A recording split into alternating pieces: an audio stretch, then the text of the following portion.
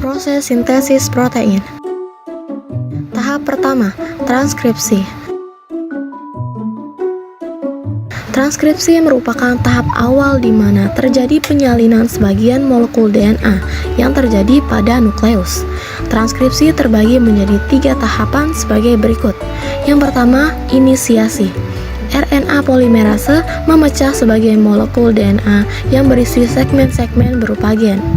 Dalam gen, terdapat bagian ujung yang disebut promoter dan terminator.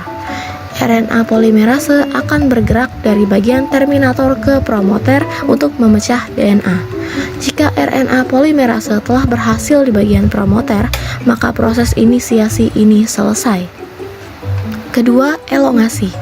Proses ini yaitu saat RNA polimerase kembali ke terminator setelah mencapai promoter, sehingga terbentuklah mRNA yang akan menyalin kode genetik pada DNA. Ketiga, terminasi. Proses terakhir transkripsi yaitu ketika untaian mRNA telah selesai terbentuk dan lepas dari DNA untuk pergi ke ribosom.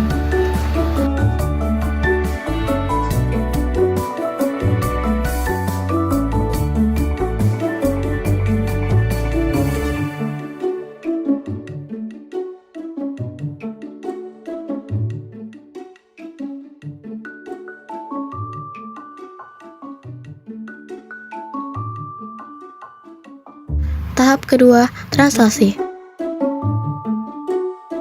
Translasi merupakan proses penerjemahan atau penguraian kode-kode genetik hasil salinan DNA yang sudah dibawa mRNA sebelumnya. Kode genetik ini yang akan menghasilkan polipeptida sebagai penyusun protein. Translasi juga terbagi ke dalam 3 tahapan sebagai berikut. Pertama, inisiasi. Saat proses inisiasi, subunit ribosom kecil akan mengikat awal urutan mRNA. Kemudian, molekul tRNA yang membawa asam amino metionin berikatan dengan kodon awal dari sekuens mRNA. Kedua, elongasi. Selama tahap pemanjangan, ribosom akan terus-menerus menerjemahkan setiap kodon secara bergantian. Asam amino yang sesuai akan ditambahkan ke rantai yang memanjang dan dihubungkan melalui ikatan peptida. Pemanjangan berlanjut sampai semua kodon terbaca. Terakhir, terminasi. Setelah ribosom mencapai kodon terakhir atau kodon stop yang berfungsi sebagai sinyal berhenti, maka terjadilah terminasi. Hal ini dikarenakan tidak ada molekul tRNA yang dapat mengenali kodon ini, dan ribosom akan menghentikan proses translasi.